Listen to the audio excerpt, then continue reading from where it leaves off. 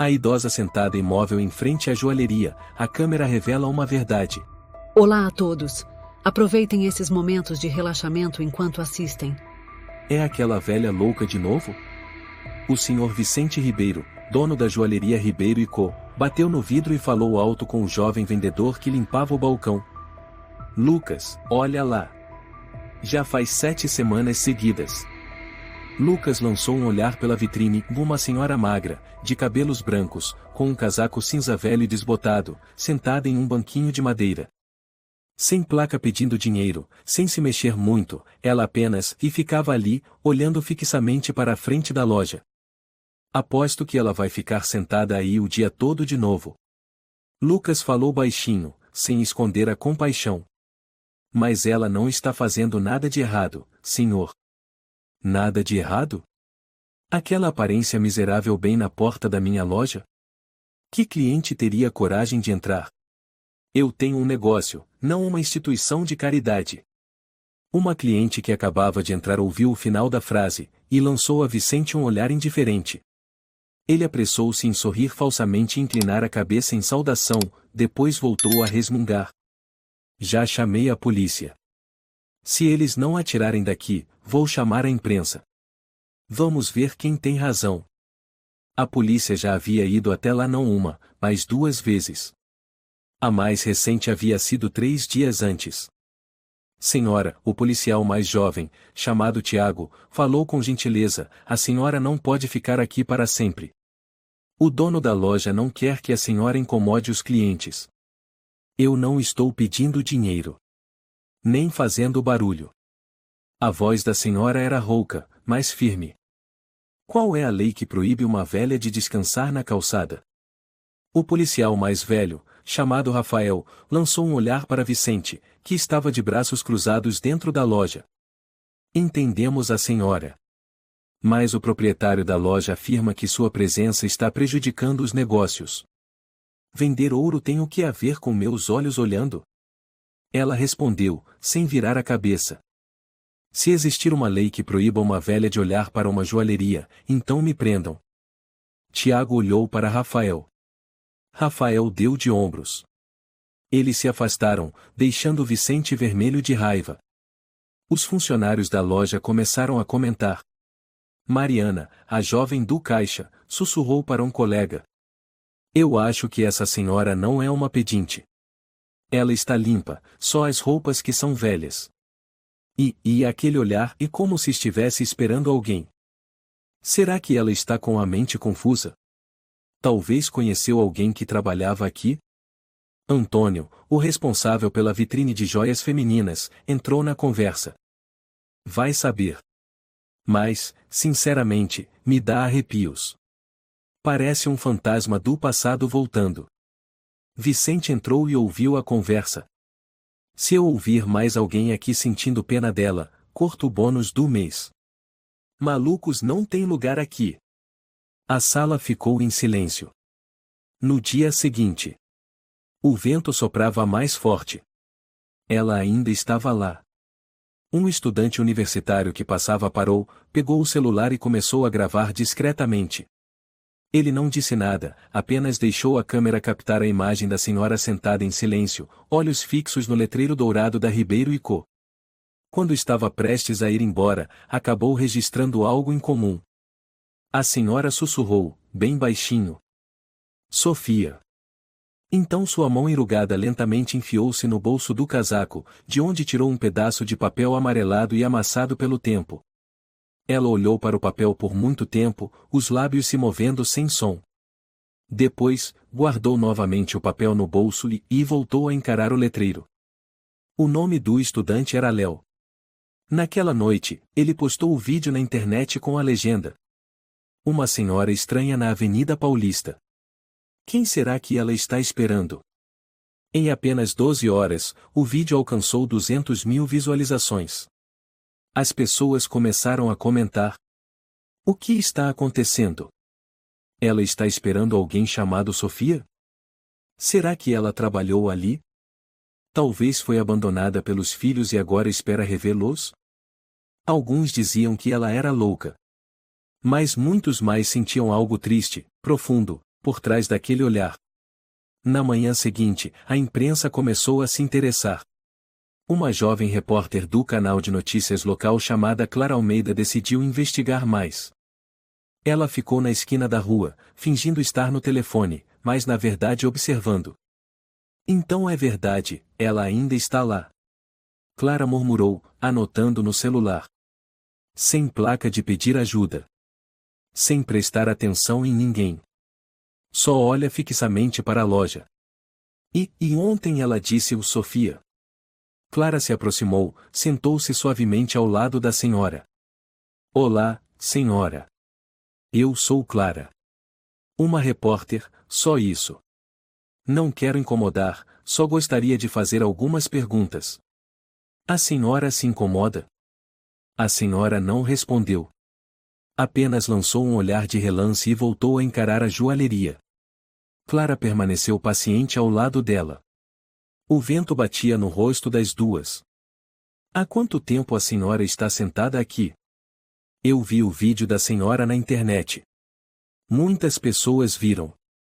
Todos perguntam, e quem a senhora está esperando? Essa pessoa se chama Sofia, e não é? Os olhos da senhora tremeram levemente. Clara percebeu e continuou. A senhora sabe quem é Sofia? É sua filha? Após um tempo, a senhora suspirou, ainda sem olhar para Clara. Não acredite na internet. Eles filmam para rir. São crianças. Eu não estou rindo. Clara falou com voz suave. Quero realmente entender. Quem sabe, e posso ajudar de alguma forma. Uma rajada de vento forte passou. A senhora puxou melhor o chale e então virou-se para Clara. Seus olhos, marcados por rugas, ainda eram nítidos e vivos. Meu nome é Helena. Clara ligou discretamente o gravador no bolso e o colocou próximo ao pé da senhora. Obrigada, dona Helena. Posso perguntar, e a senhora está aqui por causa de alguém? Ela olhou para a loja, e respondeu com voz lenta. Minha filha. Sofia, e trabalhava ali dentro. 20 anos atrás. Clara franziu a testa. Então, e a senhora está procurando sua filha? Sim. A voz dela embargou. Ela desapareceu. Depois de ser falsamente acusada de roubo pelos funcionários da loja. Vicente Ribeiro, e o dono, e a expulsou, dizendo que ela era ladra. Mas eu sei, e a Sofia jamais faria isso. E o que aconteceu depois? Ninguém mais a viu. A polícia disse que, e adultos têm o direito de desaparecer. Sem provas, sem crime, não há investigação. Eu procurei por todo lado, e mais ninguém ajudou. Clara ficou em silêncio por um momento e perguntou. E então, e a senhora senta aqui todos os dias, e por quê? A senhora olhou diretamente para Clara. Para esperar que alguém me diga onde está minha filha. Para que Vicente se lembre que destruiu a vida de uma inocente. Para que as pessoas parem de desprezar velhas sem poder, sem dinheiro. Clara apertou a mão. Dona Helena, e eu vou ajudar a senhora. Eu prometo. Clara, o vídeo da senhora de ontem já chegou a quase 500 mil de visualizações. A voz de Mateus, colega de Clara no canal 17, ecoou pelo celular. Você está falando sério? Clara estava em frente à joalheria Ribeiro e Co., ainda observando a figura familiar encolhida no banquinho de madeira. Ela ainda está lá, Mateus. O mesmo chale, o mesmo olhar. Nada mudou. Está na hora de levar essa história adiante. O que você quer dizer? Transformar essa história da internet em algo com impacto real, alguma informação nova sobre ela? Só sei que ela se chama Helena, e está procurando a filha desaparecida há 20 anos, Sofia. Mas preciso de mais tempo para ganhar a confiança dela. Mateus suspirou. Clara, não quero um documentário de 3 episódios. Quero uma reportagem bombástica para o noticiário das 6. As pessoas querem saber por que uma senhora está o dia inteiro na frente de uma joalheria. Clara desligou, respirou fundo. Caminhou até Dona Helena. Dona Helena. Hoje está mais frio que ontem. Ela não virou o rosto. Se está frio, é só colocar mais roupa. A senhora comeu alguma coisa? Não comi nada de manhã. Não estou com fome. Ela hesitou um pouco e suspirou. Minha filha costumava dizer, se a mãe não comer, eu fico brava. Sinto tanta falta da voz dela. Clara sentou-se ao lado. Posso fazer uma pergunta importante? A senhora olhou para Clara.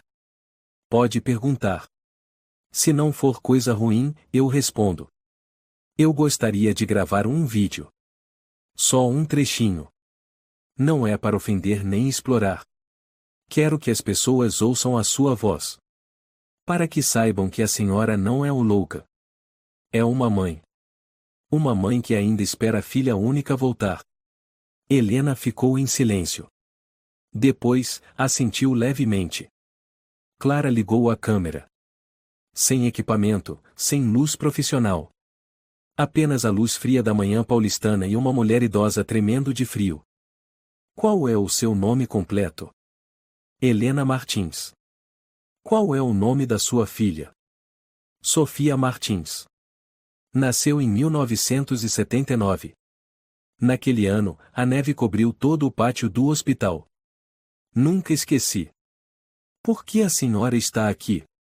Porque este foi o último lugar onde viram minha filha.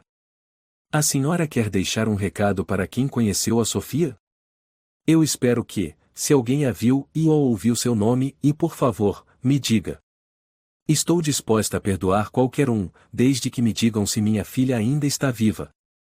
Em poucas horas, o vídeo de 2 minutos virou tema nos fóruns e redes sociais.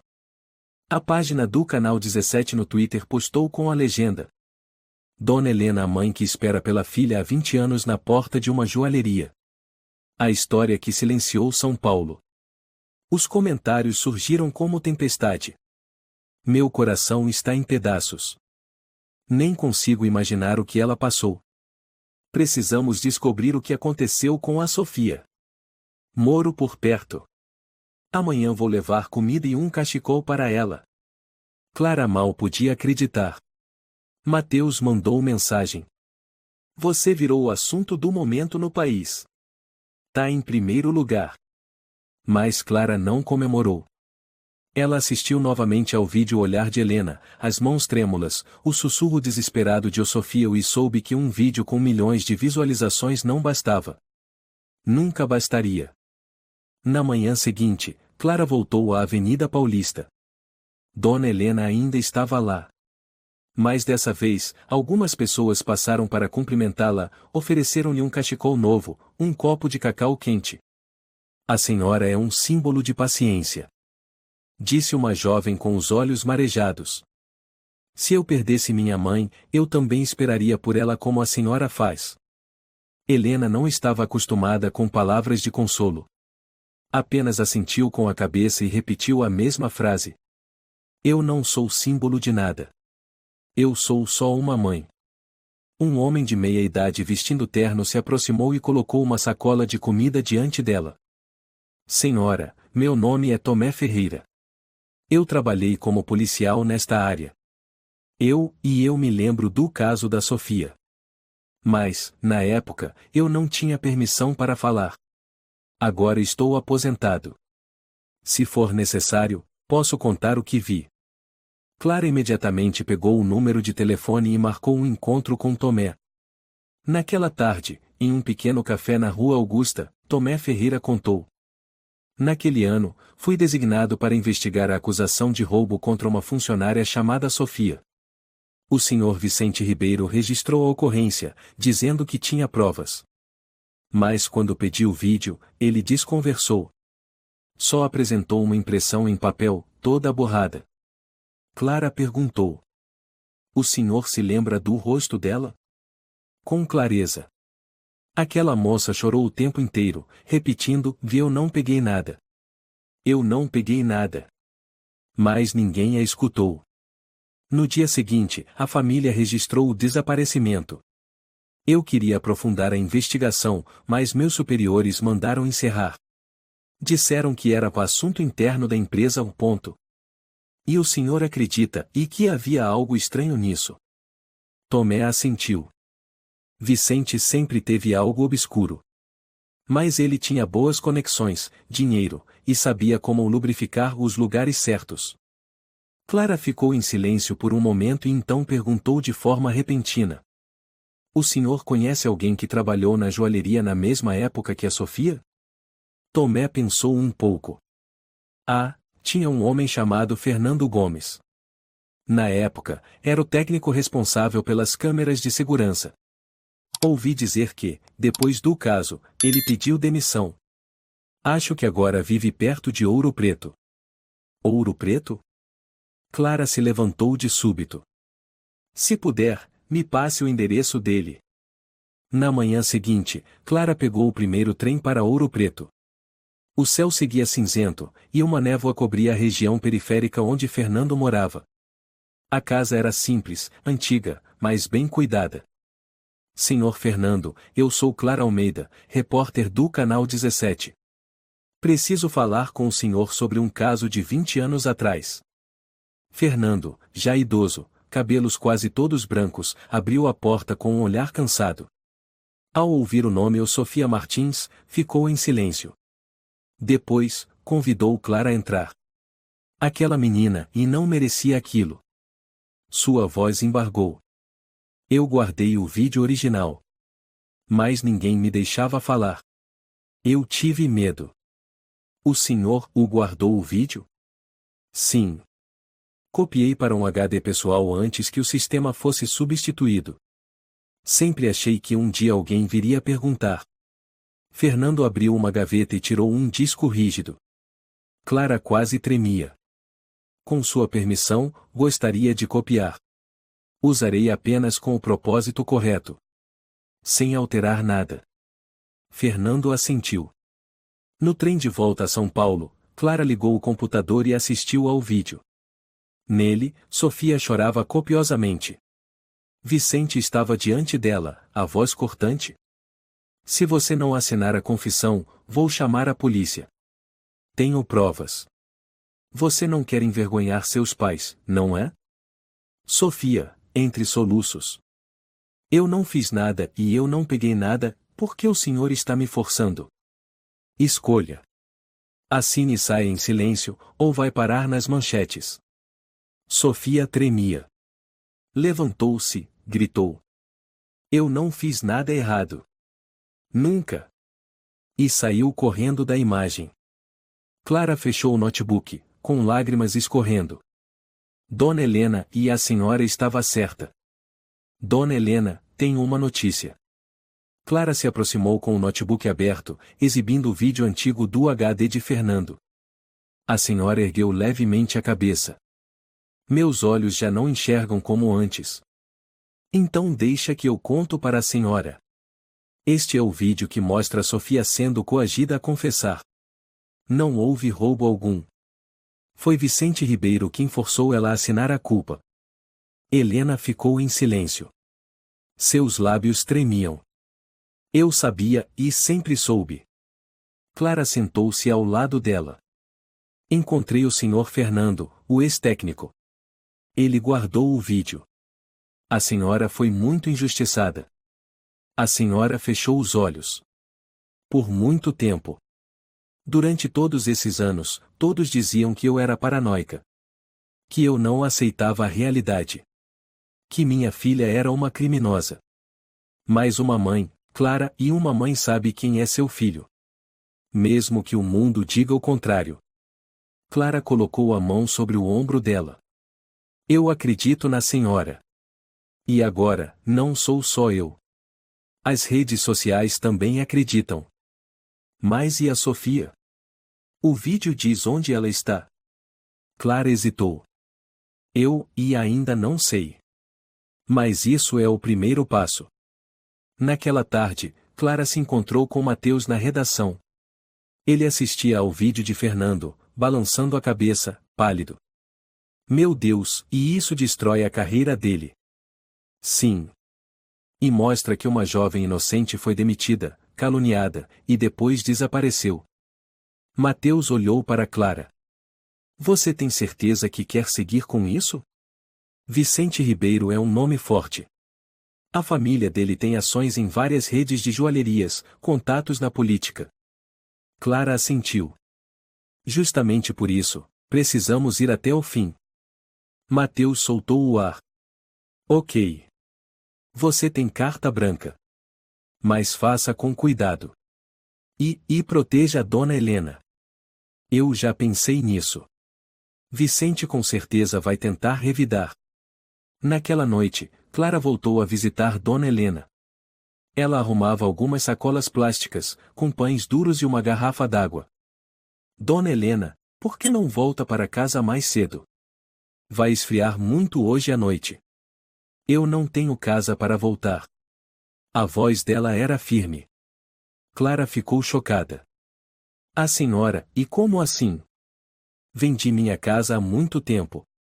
Para pagar detetives, advogados, para procurar minha filha. Agora moro em um quartinho alugado em Lavapiés. Frio, úmido, mais barato. A senhora não tem nenhum parente? Não. Minha mãe morreu cedo. Meu marido morreu quando Sofia tinha 10 anos. Nós duas dependíamos uma da outra. Agora. Ela apertou as sacolas. Quem mais eu tenho? Clara sentou-se ao lado, os olhos ardendo. Essa noite, venha comigo. Fique na minha casa. Só por alguns dias. É mais seguro. Eu posso fazer uma sopa de galinha. Não quero incomodar. Não incomoda nada. Estar com a senhora me faz sentir que estou fazendo a coisa certa. No pequeno apartamento de Clara, Dona Helena contou pela primeira vez os detalhes da tragédia de 2002. Era uma tarde de sexta-feira. Ela me ligou, disse que tinha sido demitida. Perguntei por quê, e ela só chorava. Não conseguia falar. E depois? No dia seguinte, fui procurá-la. A porta do quarto estava escancarada, os pertences ainda lá, mas ela havia sumido. O telefone não atendia. A polícia disse que adultos têm o direito de ir embora se quiserem. A senhora foi aonde para procurar? A todos os lugares. Hospitais, abrigos, pensões antigas. Uma vez ouvi dizer que alguém parecida com ela foi vista em Curitiba, peguei um ônibus noturno até lá. Mas não era. A senhora contratou detetives? 3 vezes. Mas todos disseram que não havia pistas. Não sei se realmente investigaram ou só pegaram o dinheiro. Clara gravou tudo. Pegou a mão da senhora e disse suavemente: Nós não vamos parar. Agora tem mais gente querendo ajudar. Temos as redes, a imprensa, e agora temos provas. A senhora balançou a cabeça devagar. Clara, e eu não quero fama. Só quero saber se minha filha está viva ou morta. Na manhã seguinte, Mateus ligou. Clara, o Vicente acabou de fazer uma coletiva de imprensa. Ele contra-atacou, dizendo que o vídeo é editado, distorcido. E que vai processar você e o Canal 17. Clara não se surpreendeu. Já imaginava. Mas temos o original. Temos testemunhas. E temos a rede apoiando. Mateus completou. Sim. Mas ele também começou a usar a mídia a favor dele. Publicaram uma matéria antiga dizendo que Sofia já havia tido condutas suspeitas ou com os registros da loja. Clara deu uma risada amarga. Ou seja, estão inventando outra calúnia. Você precisa de uma estratégia. Foque na dona Helena. A história dela é o que faz o público estar do nosso lado. Clara ligou para um conhecido, o advogado de direitos humanos Ismael Rodrigues, famoso por defender vítimas de injustiças. Tenho um caso. Uma mãe idosa.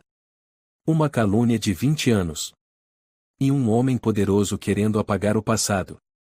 Ismael refletiu. Provas? Tenho o vídeo da câmera interna. Um ex-funcionário testemunha. Arquivos parciais. E o depoimento direto da dona Helena. Me envie tudo. Se for forte o suficiente, eu assumo a defesa dela. Clara enviou os dados. 3 horas depois, Ismael retornou a ligação.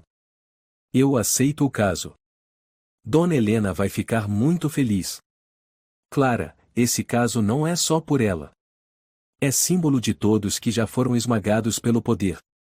Naquela noite, ao contar a novidade, Dona Helena ficou em silêncio por um tempo, depois disse: Sabe, Clara, e houve momentos em que pensei que, se não encontrasse minha filha, não tinha mais por que viver. Mas depois, pensei, e se um dia ela voltar, e eu não estiver aqui? A senhora é uma mãe extraordinária. Não. Eu sou só uma mãe que se recusa a desistir. Por quê? E não tenho mais nada a perder. Clara segurou a mão da senhora. Agora, a senhora não está mais sozinha. Naquela noite, Clara publicou seu primeiro artigo oficial. A mãe que esperou por sua filha durante 20 anos, e tudo começou em uma esquina da Avenida Paulista. Junto ao texto, estavam trechos do vídeo, o depoimento de Dona Helena e a imagem do disco rígido contendo o vídeo original. A publicação se espalhou rapidamente. Canais de televisão nacionais começaram a noticiar. Muitas pessoas se reuniram em frente à joalheria Ribeiro e Co para protestar.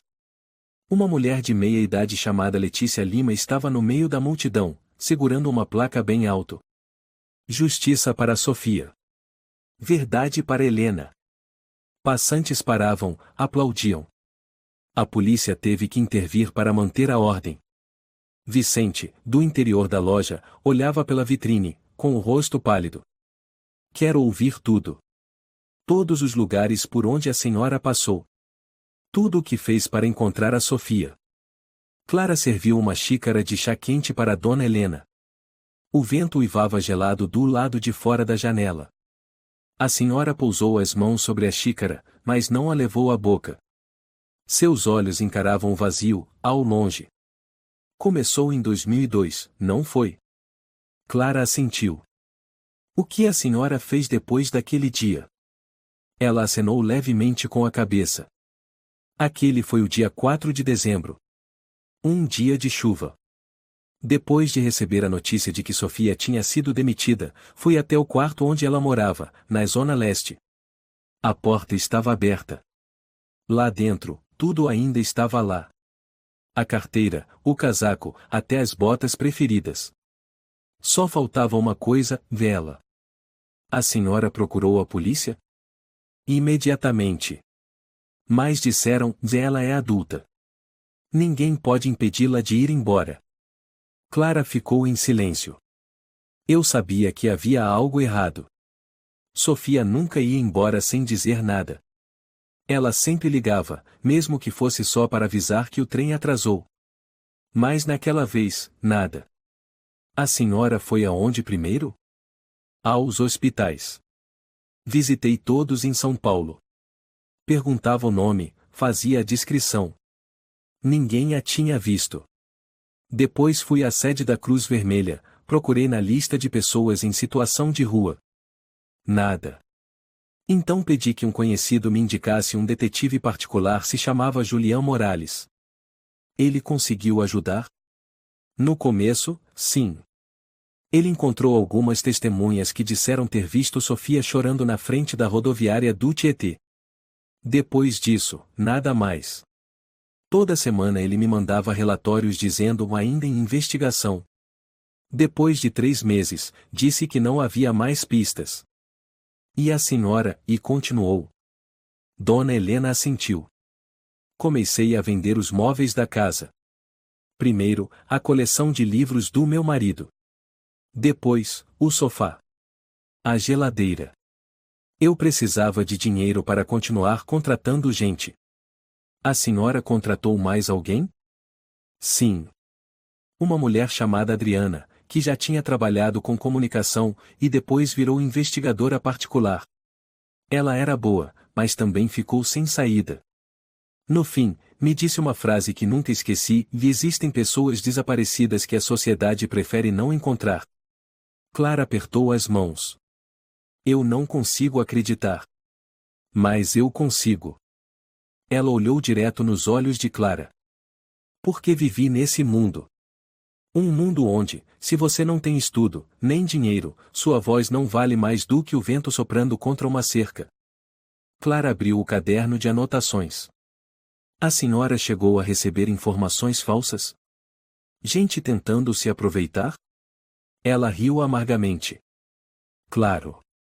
Um homem chamado Vitor dizia ser pastor veio me dizer que recebeu uma revelação sobre o paradeiro da Sofia.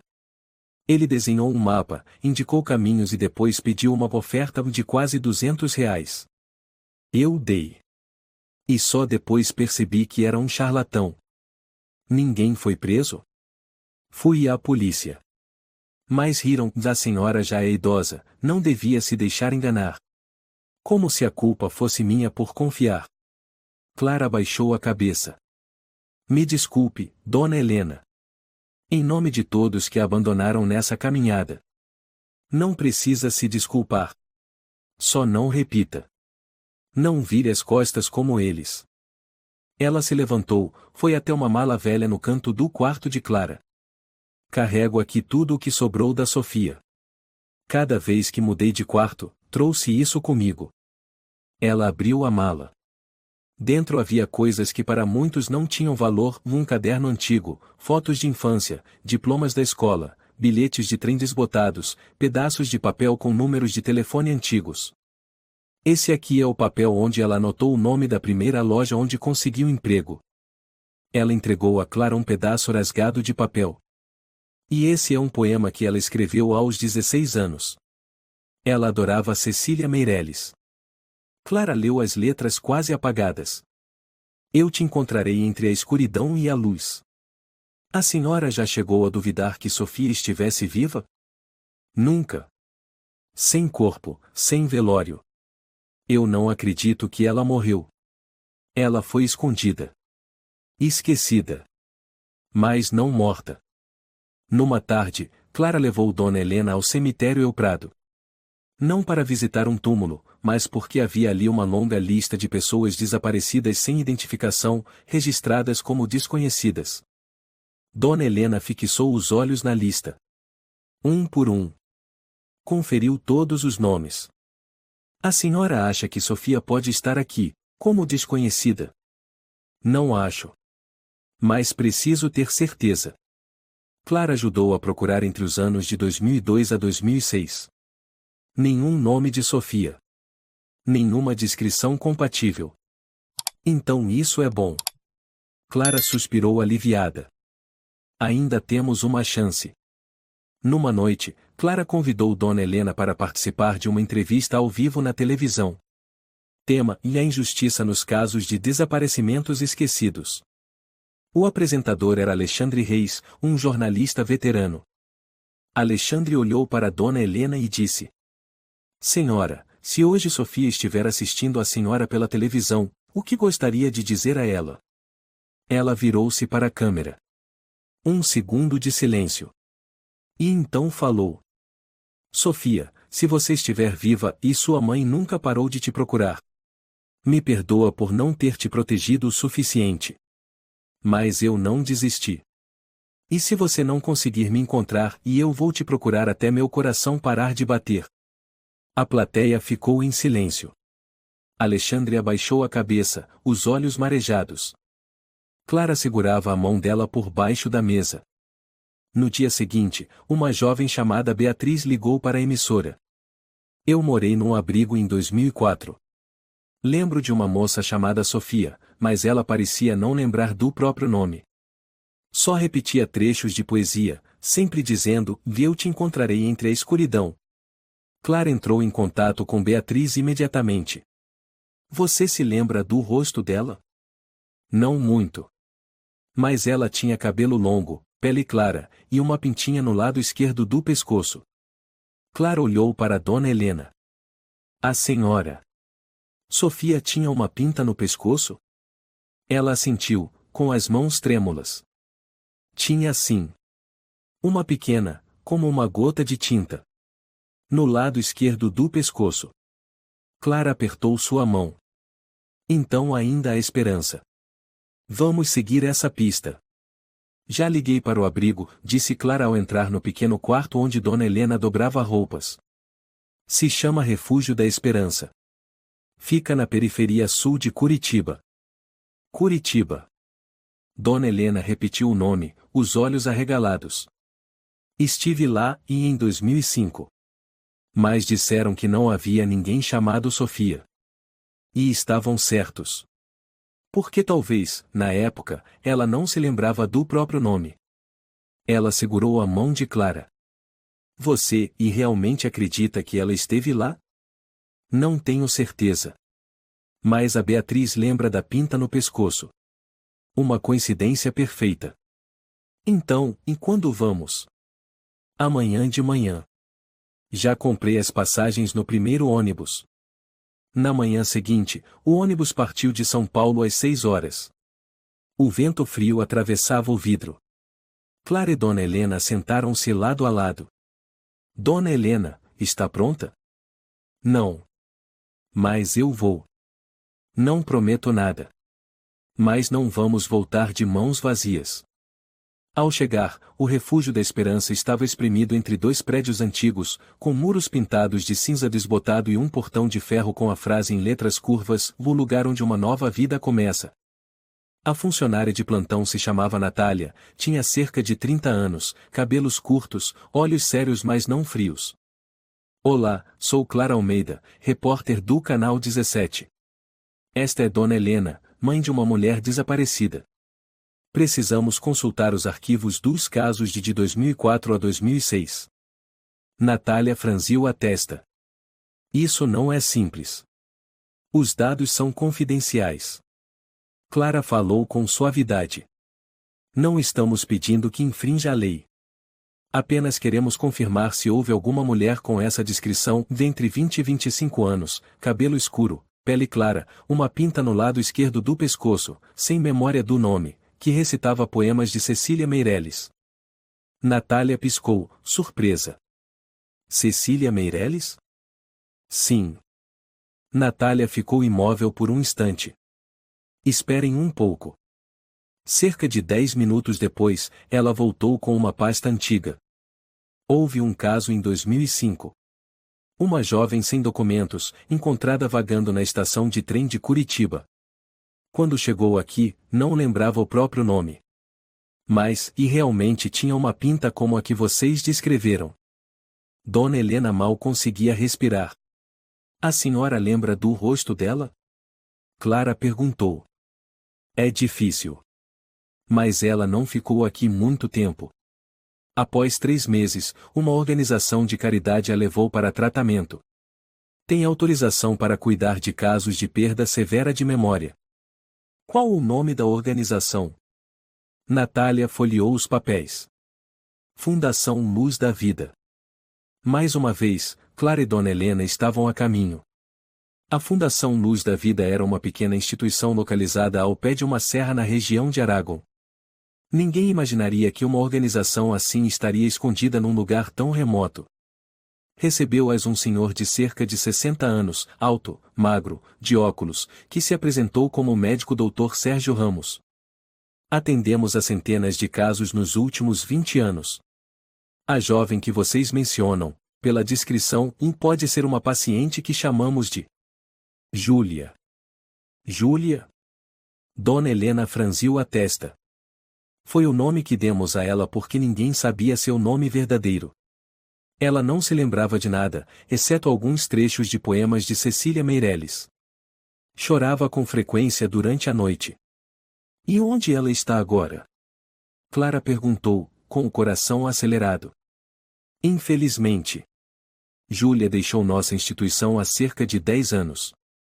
Na época, ela havia recuperado parte da memória e queria viver de forma independente. Nós ajudamos a registrar um novo nome e a obter documentos novos. Então vocês não sabem para onde ela foi? Temos registrado o endereço do abrigo onde ela foi acolhida depois que saiu daqui. Fica na região de Caxias do Sul. Elas chegaram a Caxias do Sul no fim do dia. Começava a chover. Clara e Dona Helena estavam sob o beiral de um abrigo simples. Uma mulher de meia idade saiu, vestindo uma capa de nylon e segurando um guarda-chuva, e as olhou com expressão cansada. Desculpem, estamos fechando. Se querem se cadastrar para receber ajuda, por favor voltem amanhã de manhã. Por favor, gostaríamos apenas de perguntar, por volta de 2013, uma mulher chamada Júlia viveu aqui? Ela veio de um centro de tratamento de memória. A mulher franziu o senho. Júlia, e esse nome me soa familiar. Um momento. Ela entrou, deixando Clara e Dona Helena sob a garoa fina. Dona Helena tremia levemente. Clara tirou o casaco e o colocou sobre os ombros da senhora. Tenho medo. Clara sussurrou. De que essa esperança se desfaça. Não. Dona Helena murmurou. A esperança nunca desaparece. Ela só muda de forma. A mulher retornou. Havia uma moça chamada Júlia aqui. Mas ela saiu em 2016. Disse que havia conseguido um emprego numa cidadezinha chamada Itajubá. Itajubá? Clara repetiu. Sim. Em Teruel. Em Itajubá, já era noite fechada. Clara e Dona Helena entraram em uma pequena cafeteria para pedir informações. Um homem atrás do balcão, chamado Estevão, arregalou os olhos ao ouvir a pergunta. Júlia? Se for a moça que vivia declamando poesia, e que trabalhava na loja de costura Rosário, sim, é ela. Ela saiu do emprego no ano passado. Ouvi dizer que voltou para Curitiba para morar com uma amiga. Dona Helena apertou a mão de Clara com força. Estamos perto. Eu sinto isso. Clara sorriu, pela primeira vez em toda a jornada. E eu também. 2 dias depois, em Curitiba, Clara colou um cartaz procurando por alguém. Procura-se Júlia, moça que viveu em Itajubá, passou pela Fundação Luz da Vida. Se você a conhece, entre em contato conosco. Elas esperaram. 1 dia. 2 dias. 3 dias. No 4º dia, um telefonema chegou ao celular de Clara. Alô, sou Lívia. Vi o cartaz. Eu morei com a Júlia no ano passado. Ela é minha amiga. Onde ela está agora? Clara quase gritou. Ela vive em um pequeno convento perto da Serra da Mantiqueira. O novo nome dela é Solange. Vou vê-la, disse Clara, os olhos fixos no celular, amanhã cedo. Mas desta vez vou sozinha primeiro. A senhora descansa no hotel. Se for mesmo a Sofia, volto para buscá-la. Clara. Dona Helena segurou sua mão suavemente, com os olhos marejados. Você é o primeiro raio de luz que vi em 20 anos. Clara sorriu, mas sua voz estava embargada. Prometo trazer sua filha de volta. O mosteiro Nossa Senhora da Luz ficava numa encosta solitária, rodeado por densos pinheiros.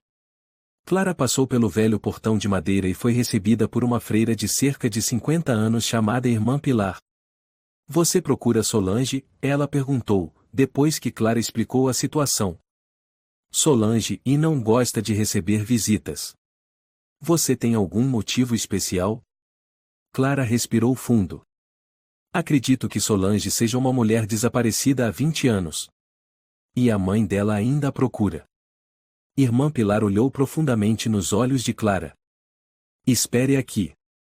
Cerca de 10 minutos depois, uma mulher saiu.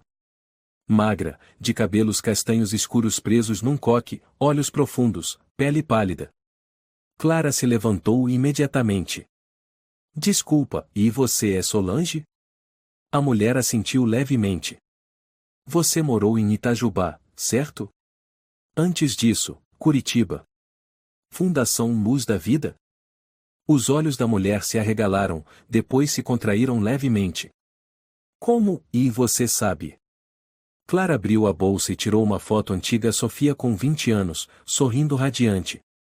Você reconhece esta foto? Solange olhou. Sua mão começou a tremer. Essa sou, e eu. Eu já fui.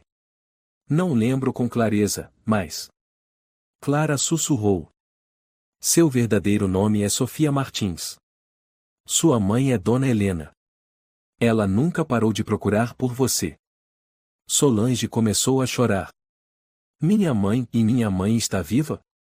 E está em Curitiba. Esperando por você. No mesmo momento, em São Paulo, o advogado Ismael Rodrigues entrou no escritório de investigação financeira com um grande dossiê. Ele foi recebido pelo inspetor Castro.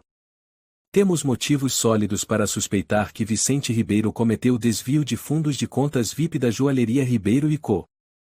Castro folheou os documentos. Vamos precisar de mais do que um vídeo antigo. Ismael empurrou 3 extratos bancários. São registros guardados por um ex-funcionário que saiu em 2002. Prova que Vicente transferiu fundos de contas de clientes para uma empresa de fachada chamada o Grupo Fênix. A empresa está registrada em nome da mãe dele. Castro arqueou as sobrancelhas. Isso é grave. Também temos uma gravação. Ismael ligou o aparelho. A voz de um homem soou. Se você não assinar, vou garantir que toda a cidade acredite que você é ladra. Eu não fiz nada de errado. Assine. Ou eu vou destruir você. Castro ficou em silêncio. Meu Deus! É Vicente? E a mulher é Sofia Martins. Ela desapareceu depois desse dia. O caso nunca foi reaberto. Castro assentiu lentamente. Vou levar isso aos superiores. Mas você sabe que isso vai mexer com gente poderosa, certo? Ismael respondeu com firmeza. Só me importo com a justiça. De volta a Curitiba, quando Clara e Sofia, ou melhor, Solange, entraram no quarto, Dona Helena ficou paralisada. Ficou imóvel, depois sussurrou. Sofia. Solange balbuciou, chorando. Mamãe, mamãe. Elas se abraçaram forte, chorando em silêncio. Clara desviou o olhar, os olhos marejados. Pensei que você estivesse morta, pensei. Não, eu não conseguia lembrar de nada, minha cabeça era um breu. Eu andei, sem saber quem eu era. Não importa, agora que te encontrei, é o suficiente. 3 dias depois, Vicente Ribeiro entrou em seu escritório com o rosto carregado de raiva. Lucas, o ex-funcionário, correu até ele. Senhor, tem alguém esperando na sala privativa. É a polícia. Vicente congelou. Polícia? Sobre o quê? Não sei. Trouxeram uma intimação. Vicente entrou. 3 policiais o aguardavam. Um deles se levantou. Vicente Ribeiro, o senhor está sendo intimado por fraude financeira, difamação, coação ilegal e envolvimento em desaparecimento ocorrido em 2002. Vicente ficou paralisado. Mas que diabos é isso? Vocês estão enganados. Castro colocou os documentos sobre a mesa. Não estamos enganados. Esta é uma ordem para investigação completa de seu sistema financeiro. Vicente gritou. Eu tenho advogado. E seu advogado o encontrará na detenção provisória. Por favor, venha conosco. A imprensa de São Paulo explodiu. Manchetes dos principais jornais diziam: dono da Joalheria Ribeiro e Co é preso por lavagem de dinheiro e falsa acusação em desaparecimento. Sofia Martins, a mulher coagida a confessar crime, desaparecida há 20 anos, finalmente é encontrada.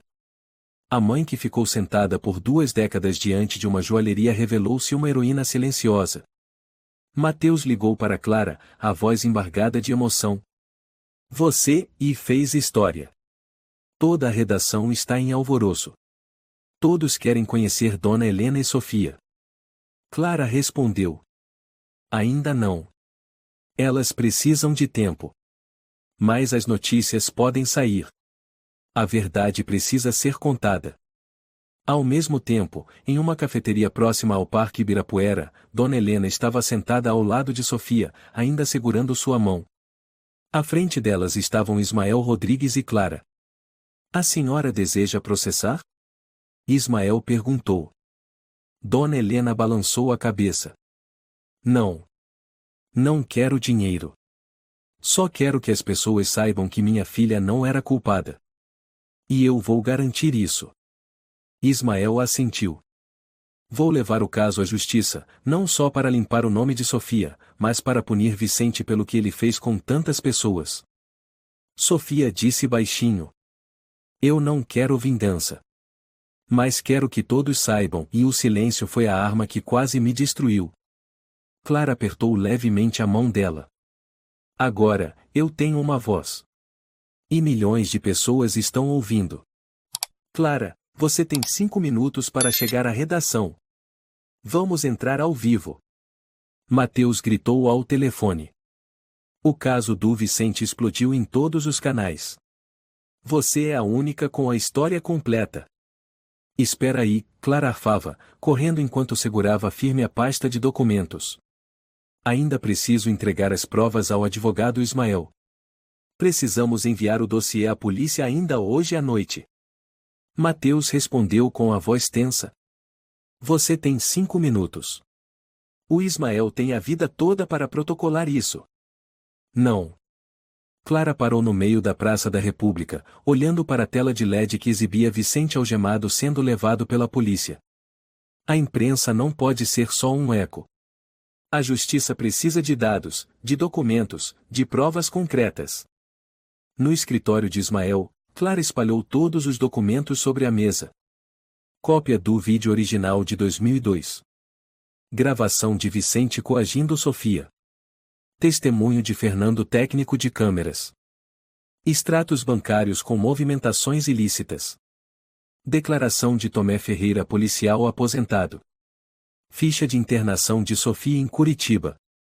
Ismael analisou cada folha, os olhos se acendendo pouco a pouco. Meu Deus, isso não é apenas um erro judicial. É um sistema inteiro corrompido de cima a baixo. Clara assentiu. Você tem provas suficientes para incriminar o Vicente? Não apenas ele. Vou até o fim. Quero chegar em quem acobertou tudo isso. Aqueles que estavam acima de Tomé. Os que transformaram o desaparecimento da Sofia em vento. E Dona Helena. Ismael a encarou, com um tom suave. Ela vai saber que venceu. Mesmo que tenha levado 20 anos. Enquanto isso, no quarto alugado, Dona Helena estava sentada ao lado de Sofia, penteando os cabelos da filha com delicadeza. Você se lembra de algo daquele último dia? A voz da senhora era leve. Sofia hesitou. Lembro de uma luz, e depois gritos, e o senhor Vicente e me forçando a assinar um papel. Eu não entendi nada. Chorei, fugi, e depois, e tudo escureceu. Daí só me lembro de rostos estranhos, tetos brancos, ruas frias. Ela apertou a mão da mãe. Me perdoa por não ter te encontrado antes. Sofia ergueu o olhar, com os olhos marejados. Não. Quem deve pedir perdão sou eu. Por ter deixado a senhora sozinha por tantos anos. Ninguém tem culpa, Sofia. A culpa é daqueles que tentaram nos silenciar. Na manhã seguinte, na sede da Polícia Federal, Clara, Ismael e Dona Helena entraram no escritório do inspetor Castro. Recebemos o dossiê da equipe de investigação financeira, disse Castro com firmeza. Mas hoje precisamos que Dona Helena assine o documento como requerente principal do processo. Dona Helena assentiu. Suas mãos finas e ressecadas tremiam ao segurar a caneta. Vamos reabrir o caso de Sofia Martins como um sequestro indireto, calúnia e obstrução de investigação criminal, continuou Castro. E Vicente Ribeiro será formalmente acusado em 3 instâncias judiciais. Ismael perguntou. Tem certeza de que não haverá interferência? Castro foi categórico. Em 2002, eu era um jovem policial, tive que abaixar a cabeça. Mas agora, sou o responsável. E ninguém vai ignorar isso pela segunda vez. A imprensa começou a divulgar. Caso Sofia Martins oficialmente reaberto. Advogado Ismael Rodrigues representará a vítima e sua família. Joalheria Ribeiro e Co fecha as portas por tempo indeterminado. Os jornais disputavam entrevistas com Clara. Mas ela só disse uma frase. A verdadeira heroína é a mãe que nunca saiu do lugar, mesmo quando o mundo inteiro virou as costas. Uma semana depois, em uma coletiva de imprensa na sede do Canal 17, Mateus abriu o evento. Apresento a vocês a repórter Clara Almeida, a mulher que reabriu um caso que parecia perdido na história. Clara subiu ao palco, mas se virou para a plateia. Dona Helena, por favor, venha aqui comigo. Dona Helena subiu devagar. Toda a sala se levantou e aplaudiu sem parar. Eu só escrevi o que ela viveu. O que ela suportou. Sem ela, ninguém conheceria Sofia. Ninguém saberia da verdade escondida entre papéis mofados. Dona Helena segurou o microfone, olhou ao redor. Não sou uma heroína. Sou apenas uma mãe. E sei que há muitas mães como eu por aí. Que todas elas encontrem, um dia, a sua luz. Naquela noite, de volta à Avenida Paulista, onde passou 2 décadas, Dona Helena ficou em frente à loja agora fechada. Sofia se aproximou e segurou sua mão. Mãe, e vamos para casa. Chegou o dia do julgamento. Eu não quero olhar para ele, Sofia sussurrou. Não sei como vou reagir se ele me encarar. Dona Helena apertou a mão da filha com força. Não tem problema. Mesmo que você trema ou fique em silêncio, eu estarei aqui. E desta vez, o mundo também verá. O advogado Ismael chegou, carregando uma pasta de couro. Estão prontas? Vicente terá 4 advogados. Vão negar, distorcer, protelar. Mas nós temos a verdade. Clara assentiu. E a verdade pesa mais do que qualquer muro que tentem levantar. Na sala do tribunal, Vicente Ribeiro estava sentado, de terno impecável, cabelo penteado para trás, com um olhar arrogante. Quando Sofia entrou, ele esboçou um sorriso de desprezo. Sofia deu um passo para trás, mas Ismael colocou a mão em seu ombro. Ele é apenas um fantasma do passado. Você é a luz do presente. O juiz bateu o martelo. Vamos iniciar o julgamento entre a autora Sofia Martins e o réu Vicente Ribeiro, acusado de coação, calúnia, fraude financeira, ocultação de provas e obstrução de investigação. O advogado de defesa levantou-se. Excelência, rejeitamos todas as acusações. O senhor Ribeiro é uma figura respeitada no setor joalheiro, sem qualquer registro anterior de má conduta. Ismael rebateu. E é justamente por nunca ter sido acusado que ele achava que podia enterrar uma vida inteira. O juiz inclinou a cabeça. Advogado Rodrigues, pode apresentar as provas. Ismael foi ao centro da sala. Por favor, vejam este vídeo. O telão acendeu. A imagem de Vicente apontando para Sofia apareceu. Sua voz era clara. Assina, senão vou fazer essa cidade inteira acreditar que você é ladra. A sala murmurou. Vicente ficou pálido. Ismael continuou. A seguir, temos os depoimentos de Fernando Gomes, técnico de câmeras, e Tomé Ferreira, ex-policial da região. Ambos confirmam que Vicente tentou apagar provas. O juiz assentiu. Primeira testemunha, por favor. Fernando subiu ao púlpito. Fui eu quem salvou o vídeo. Quando o senhor Vicente me mandou apagar, senti que algo estava errado. Guardei uma cópia, mas por medo, escondi isso por 20 anos. Recebeu dinheiro para ficar em silêncio? Perguntou Ismael. Não. Mas fui ameaçado. Vicente disse que acabaria com minha carreira se eu abrisse a boca. O juiz anotou. Muito claro. Depois, foi a vez de Tomé. Na época, eu era o policial responsável pela área. Vi Sofia chorando, tremendo, dizendo que era inocente. Quis investigar, mas o caso foi arquivado em 24 horas, sem explicação. Depois fui transferido. Acha que houve interferência de superiores? Sem dúvida. O juiz olhou para Vicente. Tem algo a declarar? Vicente se levantou. Não me lembro dessa conversa. Talvez o vídeo tenha sido editado. Ismael respondeu. Temos o original em HD antigo, já periciado. Sem qualquer edição. O juiz franziu a testa. Continue. Chegou a vez de Sofia depor. Ela subiu ao púlpito, mãos trêmulas. 20 anos atrás, eu era uma vendedora, ganhava pouco, mas amava meu trabalho. Um dia, percebi transações estranhas. Questionei Vicente e fui repreendida. No dia seguinte, ele me chamou na sala e empurrou um papel de confissão. Ele a ameaçou? Sim. Disse que, se eu não assinasse, perderia tudo. Fugi. Depois disso, e minha mente apagou. Só lembro da luz, dos gritos, e da dor de ser despedaçada. Ela respirou fundo. Não sei por que perdi a memória. Mas sei por que perdi tudo. E agora, só quero a verdade reconhecida. O juiz perguntou baixinho. Qual sentença deseja sugerir? Sofia ergueu o rosto. Não quero prisão perpétua. Mas quero que ele entre para a história como alguém que destruiu a honra de uma pessoa inocente. E que ninguém mais passe por isso. 3 horas depois, após a deliberação dos juízes, a sentença foi lida. Vicente Ribeiro, este tribunal o declara culpado. A sentença é 12 anos de prisão por fraude financeira. 6 anos de prisão por calúnia e coação.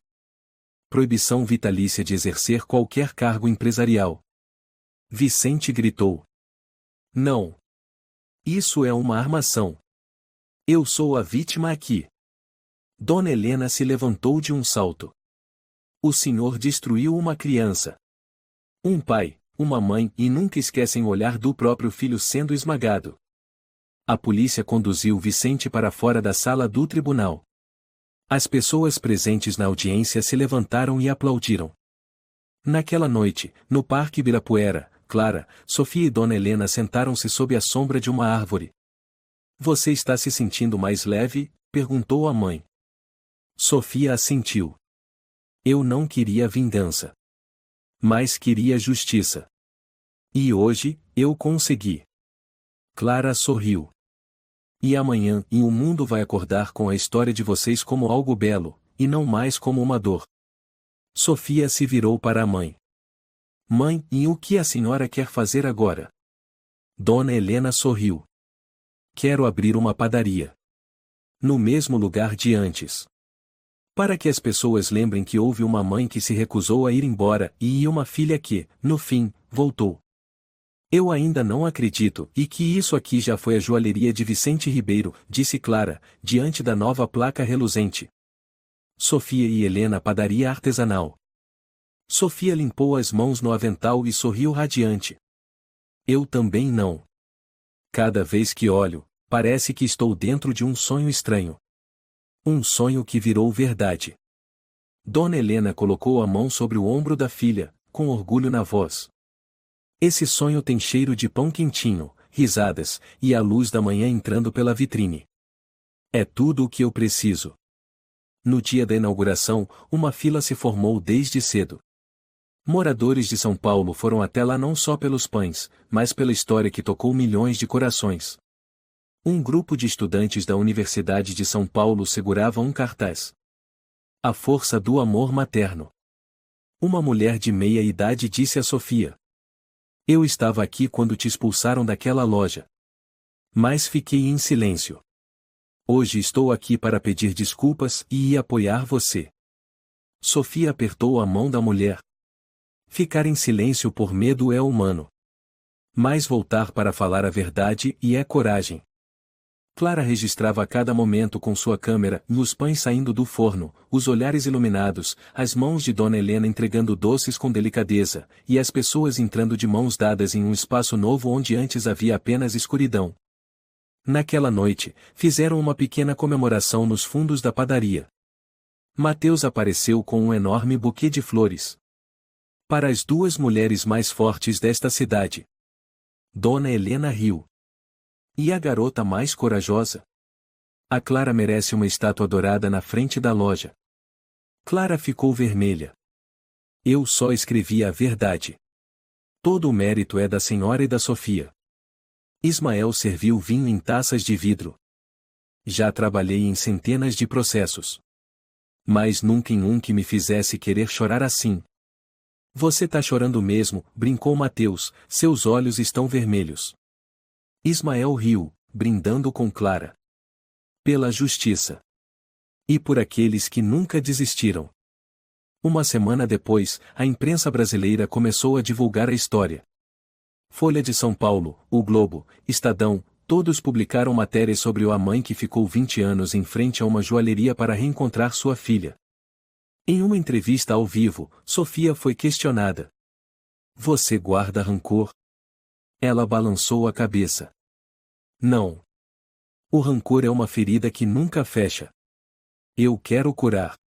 Eu quero viver. Helena completou. O mundo não precisa de mais raiva.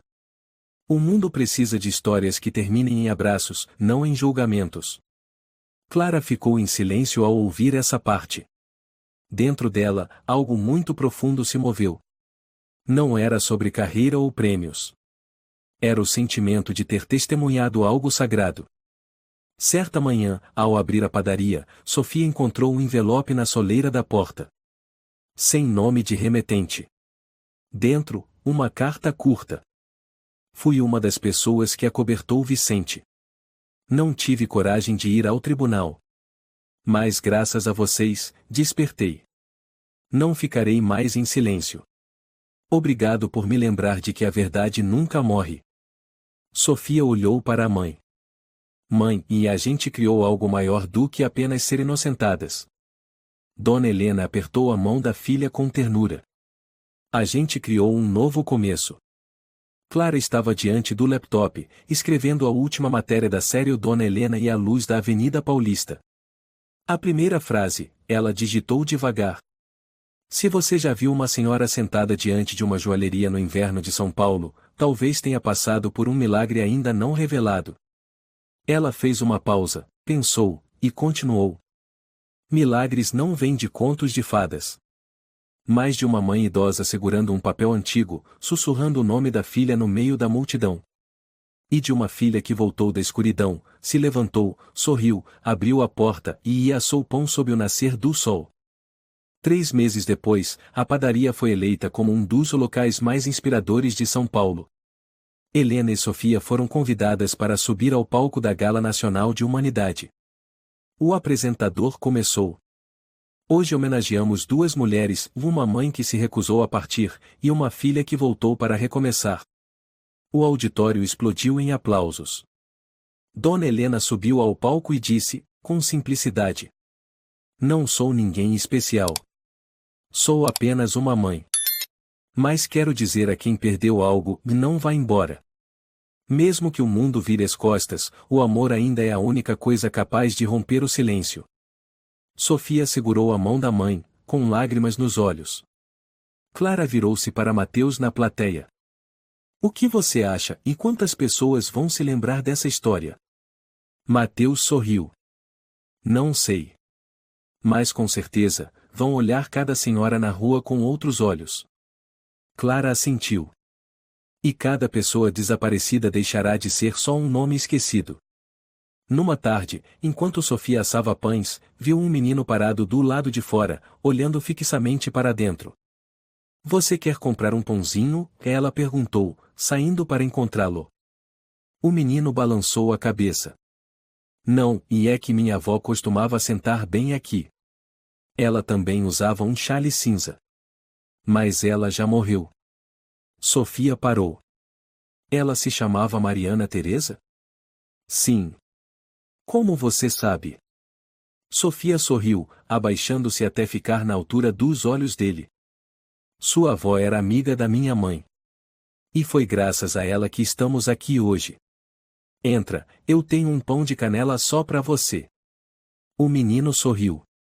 Posso ajudar com alguma coisa? Sofia olhou para ele e disse suavemente. Só precisa crescer lembrando que, e nunca se deve abandonar alguém que está esperando. Ao fim do dia, a padaria fechou. Dona Helena apagou as luzes, limpando as mãos no avental. Mãe, está cansada? Perguntou Sofia. Sim. Mas é um cansaço feliz. A senhora quer pendurar aquela foto na parede? Dona Helena assentiu. Claro que sim. Elas penduraram uma nova foto de mãe e filha diante da padaria, sorrindo, com a luz do sol brilhando por trás. Abaixo, lia-se: Nunca é tarde demais para se reencontrar. A história de Helena e Sofia é uma prova comovente de que o amor de mãe pode atravessar o tempo e a escuridão. Mesmo sendo caladas, esquecidas e feridas, a verdade encontrou seu caminho para ser ouvida. A maior lição é: e nunca desista, porque o amor e a fé têm força para vencer qualquer injustiça. A persistência de uma mãe idosa não só salvou sua filha, mas despertou a consciência de toda uma sociedade. Às vezes, tudo o que o mundo precisa e é de uma pessoa que permanece. Se você gostou desta história, convidamos você a dar um like e se inscrever em nosso canal. Seu apoio nos motiva a continuar trazendo histórias comoventes quase todos os dias. Estamos muito agradecidos pelo seu apoio. Até breve.